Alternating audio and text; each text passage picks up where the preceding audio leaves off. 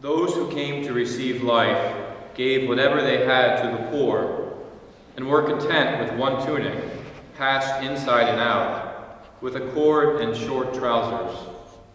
We desired nothing more. We clerical brothers said the office as other clerics did. The lay brothers said the Our Father, and we quite willingly remained in churches. We were simple and subject to all. When I read these words from the Testament of St. Francis, I always pause at this line, we desired nothing more.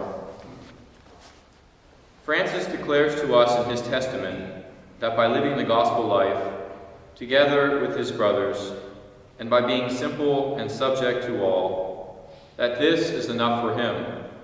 There is nothing more that he desires. What does it look like for us to desire nothing more? How does this ideal inform our daily lives? We have the necessary tools for our Capuchin lives. We have the rule, the constitutions, our daily Holy Mass, the hours, and our own contemplative prayer. These are the basics. Do we desire to be all in and fully committed to this life? Or do we fall prey to false gods and temptations that distract us? Brother Mauro, in his letter to the Order on Being and Identity, laments that he sees friars seeking fulfillment in other ways of life, away from their fraternities. He wonders why friars are living with a divided heart. If we are not fully committed to our vocation, it's time to ask ourselves, why? I think if we read the words of St. Francis, meditate upon them, and take them to heart, we will find true joy and fulfillment in our Capuchin vocation.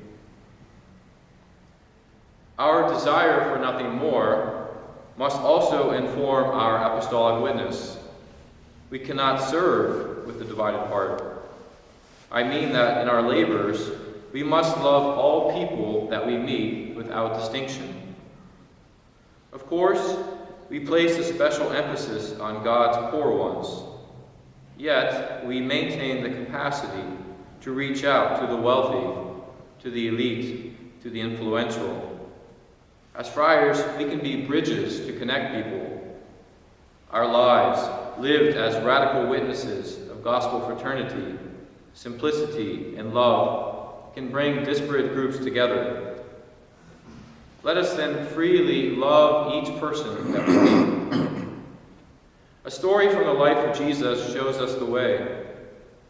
Mark's Gospel recounts the story of the young man who runs up to Jesus, kneels before him, and asks, "Good teacher, what must I do to inherit eternal life?" After the young man acknowledges to Jesus that he has observed the commandments since his youth, but intimates that he is still searching for something more, Mark records that Jesus looked at him and loved him and said, "You are lacking in one thing. Go sell what you have and give to the poor, and you will have treasure in heaven. Then come, follow me." Jesus gazes at the young man with pure tenderness. It is the look of a loving father showing concern for his son. We as friars should similarly show that tender love to all people. God's people are so precious.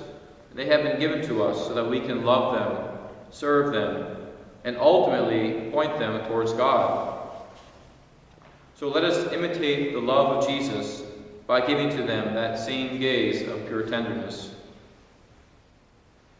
Since it is our constitutions that help us to observe the rule of St. Francis and life as a lesser brother, I want to leave you with these words from number 44. After we have left the world, therefore, let us desire nothing else. Let us wish for nothing else. Let nothing else please us than to follow the Spirit of the Lord in its holy activity, and to please Him always, that we may truly be brothers and men, poor, meek, thirsting for holiness, merciful, clean of heart, those, in fact, through whom the world may know the peace and goodness of God.